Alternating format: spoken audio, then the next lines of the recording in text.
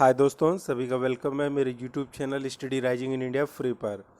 दोस्तों, वीडियो के थंबनेल को ही देख के आपने पता कर लिया होगा कि मैं किस चीज़ का वीडियो लेके आया हूँ। तो दोस्तों, आज मैं 30 जून 2021 के हिंदी करंट अफेयर्स लेके आया हूँ। दोस्तों, वीडियो को स्टार्ट करने से पहले मेरी एक रिक्वेस्ट है, वीडियो को लाइक करें, चैनल को सब्सक्राइब करें और घंटी वाले बटन को प्रेस करें, जिससे आने वाली अपकमिंग वीडियो का नोटिफिकेशन आप लोगों को मिल सके। दोस्तों, आपका लोगों का एक लाइक बहुत मोटिवेशन देता है, तो इसलिए दोस्तों वीडियो को लाइक और शेयर और सब्सक्राइब जरूर करें। तो दोस्तों, चलिए वीडियो को बिना देर किए हुए स्टार्ट करते हैं। अंतर्राष्ट्रीय संसदीय दिवस 30 जून। अंतर्राष्ट्रीय संसदीय दिवस हर साल 30 जून को मनाया जाता है। 1989 में इस दिन आईपीयू अंतर संसदीय संघ की स्थापना हुई। इस दिवस की स्थापना 2018 में संयुक्त राष्ट्र महासभा प्रस्ताव के माध्यम से की गई थी। 2021 में आईपीयू के सदस्य इस दिन को आईपीयू अभियान I say yes to youth in parliament के साथ चिन्हित करेंगे। उत्तराखंड ने जारी की अपनी पहली ट्रांसजेंडर आईडी। उत्तरकाशी की आदिति शर्मा और देहरादून की काजल उत्तराखंड ने अपनी आधिकारिक ट्रांस पहचान पाने वाली 2 ट्रांस वुमेन बन गई हैं। उन्हें अपनी पहचान व्यक्त करने के लिए एक लिंग तटस्थ विकल्प की आवश्यकता थी और इस प्रमाणीकरण ने उन्हें यह विकल्प दिया है। देहरादून जिला प्रशासन ने उनकी कागजी कार्रवाई को पूर्ण किया और समाज कल्याण विभाग के माध्यम से उन्हें कानूनी रूप से प्रमाणित किया।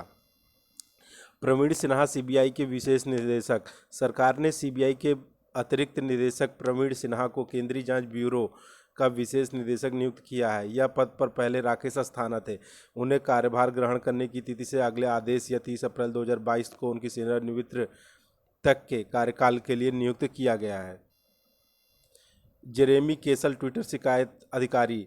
ट्विटर ने अपने वैश्विक कानूनी नीति निदेशक को भारत में उपयोगकर्ताओं के लिए नया शिकायत अधिकारी नियुक्त किया है।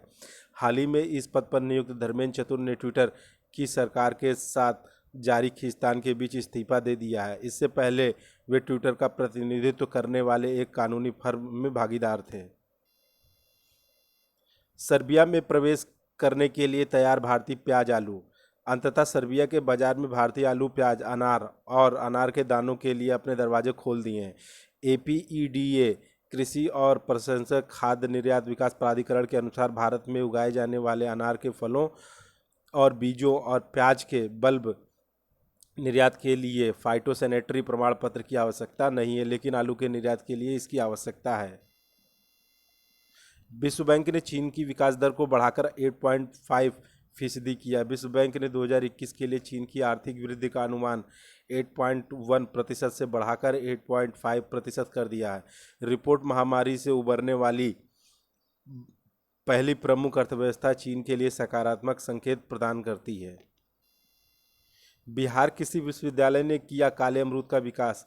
बिहार कृषि विश्वविद्यालय भागलपुर के वैज्ञानिकों ने अमरूद की एक अनूठी किस्म वाले अमरूद विकसित की है। यह एंटीऑक्सीडेंट, मिनरल और विटामिन से भरपूर है। इसे 3 साल से अधिक के वैज्ञानिक अनुसंधानों के बाद विकसित किया गया है और जल्द ही इसे व्यावसायिक खेती के लिए लॉन्च किए जाने की संभावना है। बीसीसीआई ने 2021 टी20 विश्व कप के यूएई में होने की पुष्टि की। बीसीसीआई ने जानकारी दी है कि टी20 वर्ल्ड कप 2021 का आयोजन यूएई में होगा। हालांकि बीसीसीआई के पास 16 टीम के आयोजन 17 अक्टूबर 2021 से शुरू होगा की मेजबानी के अधिकार बरकरार हैं। बीसीसीआई अध्यक्ष सौरव गांगुली ने कहा है कि आंतरिक रूप से कई दौर की चर्चा के बाद यह निर्णय लिया गया है।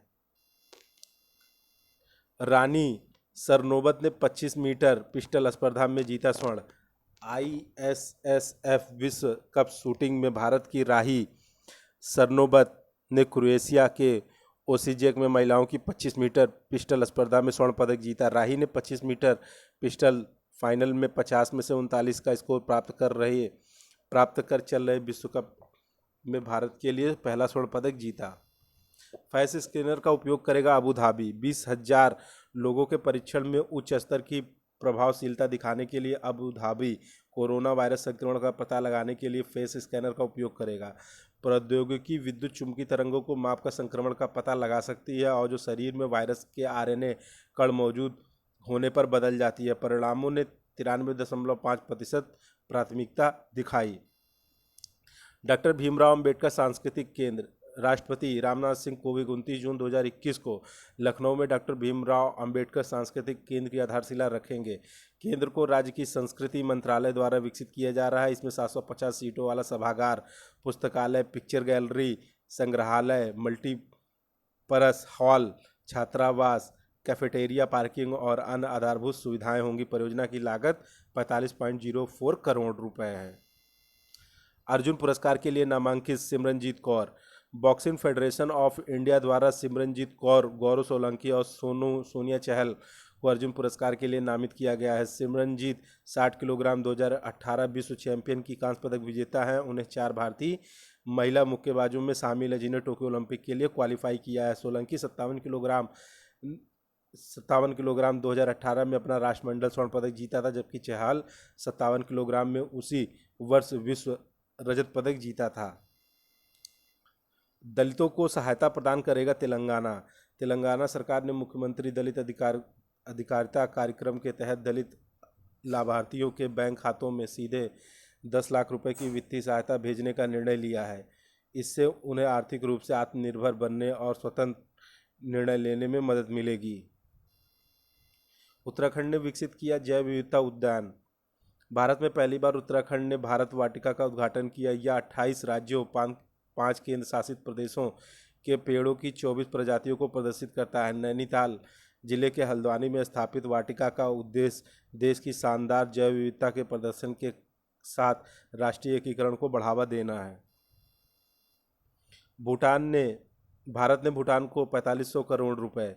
प्रधानमंत्री नरेंद्र मोदी ने उनके भूटानी समकक्ष लोटे शेरिंग की अध्यक्षता में प्रतिनिधिमंडल स्तर की वार्ता के बाद भारत भूटान की 12वीं पंचवर्षीय योजना में 4500 करोड़ रुपए का योगदान देगा। भूटान की 12वीं पंचवर्षीय योजना 2018 से 2023 तक चलेगी। भारत द्विपक्षीय व्यापार और आर्थिक संबंधों को मजबूत करने के लिए 5 साल की अवधि में 400 करोड़ रुपए के परिवर्तनकालिक व्यापार सहायता सुविधा भी प्रदान करेगा। उम्मीदवारों को कोचिंग दे रही है पंजाब पुलिस।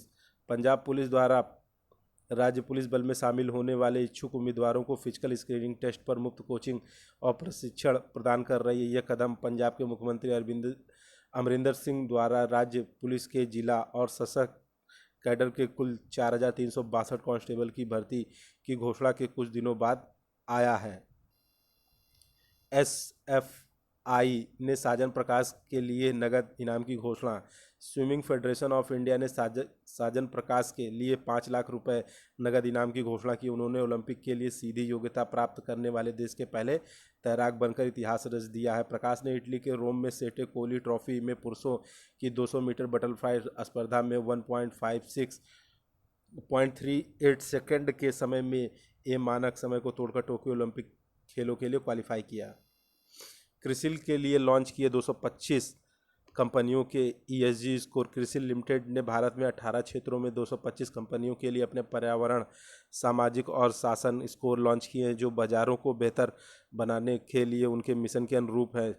स्कोर क्रिसिल के मालिकाना ढांचे पर आधारित है और इसे 1 से 100 के पैमाने पर तय किया जाता है। इससे 100 सर्वश्रेष्ठ इन क्लास ESG प्रदर्शन को दर्शाता है। अर्घयम ने रोहिणी नीलेकणी की सेवानिवृत्ति की घोषणा। रोहिणी नीलेकणी 30 सितंबर 2021 को अर्घयम फाउंडेशन की अध्यक्ष और बोर्ड की सदस्य पद से सेवानिवृत्त होंगी। 1 अक्टूबर 2021 से उनका स्थान वर्तमान में अर्घयम में बोर्ड की सदस्य और डेल टेक्नोलॉजी में digital life care, Dell gaming and social innovation की प्रमुख सुनीता नधामुनी लेंगी। L&T टेक ने की मावेनीर के साथ साझेदारी। L&T टेक्नोलॉजी सर्विसेज और मावेनीर ने ओपन रैन और 5G टेस्ट ऑटोमेशन सॉल्यूशन पर साझेदारी की है। यह मावेनीर के साथ and to and 5G automation सेवाएं प्रदान करेगा। यूरोपीय संघ ने किया कोविशील्ड को ग्रीन पास सूची से बाहर। कोविशील्ड को यूरोपीय संघ ने ग्रीन पास का लाभ उठाने योग्य एंटी कोविड-19 टीके की सूची से बाहर कर दिया है। ग्रीन पास जो 1 जुलाई से उपलब्ध होगा का उपयोग व्यापार और पर्यटन उद्देश्यों के लिए यूरोपीय संघ के सभी सदस्य देशों में अप्रबंधित आवाजाही के लिए किया जा सकता है। अब तक फाइजर, मॉडर्ना, एस्ट्राजेनेका और जॉनसन एंड जॉनसन के टीकों को मंजूरी मिल चुकी है। शुरू हुआ बहेतन जल विद्युत संयंत्र। 28 जून 2021 को चीन के बहेतन जल विद्युत संयंत्र, जिसे विश्व स्तर पर निर्माणाधीन सबसे बड़ा संयंत्र कहा जाता है, की 2 इकाइयाँ यांगसी नदी पर शुरू की गई परियोजना के पहले 1 गीगावाट के टरबाइन का 3 दिवसीय परीक्षण के बाद औपचारिक संचालन शुरू होगा। पावर ग्रिड ने कारगिल को सौंपी vaccine van. Power Grid Corporation of India Limited के निदेशक कार्मिक वीके सिंह ने कारगिल लद्दाख में एक vaccine delivery van, 12 ice lined refrigerator और 9 डीप फ्रीजर सौंपे। पावर ग्रिड ने कारगिल में एक अत्याधुनिक 220/6 kV gas insulated substation भी बनाया है, जो इस क्षेत्र को राष्ट्रीय ग्रिड से जोड़ता है। अब फिनलैंड में होगा बैडमिंटन सुदीरमन कप। बैडमिंटन के 2 प्रमुख टूर्नामेंट सुदीरमन कप फाइनल 2021 और BWF वर्ल्ड टूर फाइनल को अब क्रमशः वांटा फिनलैंड और बाली इंडोनेशिया में स्थानांतरित कर दिया है। वे मूल रूप से 2021 में चीन में आयोजित होने थे। वांटा फिनलैंड 26 सितंबर से 3 अक्टूबर 2021 तक सुदीरमन कप फाइनल 2021 का नया मेजबान है। इसके बाद डेनमार्क के आरहुस में थॉमस और उबेर कप फाइनल 2020 होंगे। स्वीडन के प्रधानमंत्री स्टेफन लोफवेन ने दिया इस्तीफा। स्वीडन के प्रधानमंत्री स्टीफन लोफवेन ने विश्वास मत हारने के 1 सप्ताह के बाद 28 जून 2021 को इस्तीफा दे दिया। वे या तो मध्यावधि चुनाव करा सकते थे या अविश्वास प्रस्ताव के बाद इस्तीफा दे सकते थे। 2012 के स्वीडिश सोशल डेमोक्रेटिक पार्टी के नेता रहे केजल स्टीफन लोफवेन ने 2014 में स्वीडन के प्रधानमंत्री के रूप में कार्य किया। शीर्ष 100 में शामिल हुए 6 भारतीय मेडिकल कॉलेज। 2021 में विश्व के 100 मेडिकल कॉलेजों की सूची में 6 भारतीय मेडिकल कॉलेजों को स्थान मिला है। AIIMS एम्स नई दिल्ली को 23वां, AFMC पुणे ने 34वां स्थान प्राप्त किया। CMC Vellore, JIPMER Pondicherry medical college Chennai, IMS BHU Varanasi की सूची में शामिल हैं। अमेरिका स्थित John Hopkins university school of medicine पहले स्थान पर रहा। भारत ने फेम योजना को दिया 2 वर्षों का विस्तार। केंद्र सरकार ने faster adoption and manufacturing of hybrid and electrical vehicle योजना के दूसरे चरण को 2 वर्ष बढ़ाकर 31 मार्च 2024 करने की घोषणा की है। इलेक्ट्रॉनिक वाहनों की बिक्री को बढ़ावा देने के लिए 2019 में शुरू की गई यह योजना 2022 तक समाप्त होने वाली थी। फेम योजना की घोषणा 2019 में 10,000 करोड़ रुपए के परिव्यय के साथ की गई थी। NDDB निदेशक संभालेंगे अध्यक्ष का अतिरिक्त प्रभार। आनंद स्थित मुख्यालय वाले राष्ट्रीय डेयरी विकास बोर्ड के कार्यकारी निदेशक ED मिनेश शाह को अध्यक्ष के रूप में अतिरिक्त प्रभार दिया गया है। NDDB की अंतरिम अध्यक्ष वर्षा जोशी का कार्यकाल 31 मई को समाप्त होने पर शाह ने 1 जून 2021 से 6 महीने की अवधि के अगले आदेश तक पद संभाला है। NDDB की स्थापना 1965 में वर्गीज कुरियन ने की थी। तो दोस्तों यहाँ पे हम वीडियो को समाप्त करते हैं। ये है 30 जून 2021 के Hindi current affairs. Thank you.